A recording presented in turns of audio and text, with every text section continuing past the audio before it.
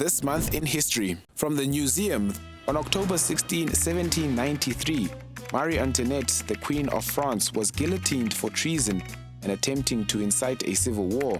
She was disliked by her people for extravagances and politics. Then at the Olympics in 1968, during the Olympic medal ceremony, African-American athletes Tommy Smith and John Carlos each raised a black-gloved fist during the playing of the U.S. national anthem. They faced the U.S. flag and kept their hands raised until the anthem finished. Smith claimed the gesture was a human rights salute, not a black power salute. The two athletes were then expelled from the games. In later years, the incident was viewed as an act of courage. The god of the internet, Jonathan Bruce Postel, died October 16, 1998. This American computer scientist and internet pioneer was responsible for assigning addresses to domain names.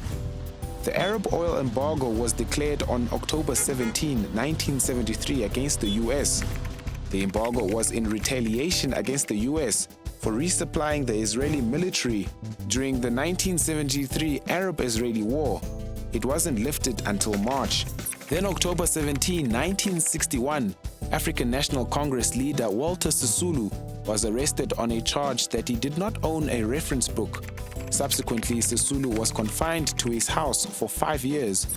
October 17, 1931, public enemy number one in the USA, Al Capone, was convicted of tax evasion. Capone was sentenced to 11 years in prison. He was released from Alcatraz in 1939. Then October 1966, creator of the Batmobile George Barris patented his creation of the Batmobile. He built it from a Lincoln Futura concept car. Martina Navratilova was born October 18, 1956.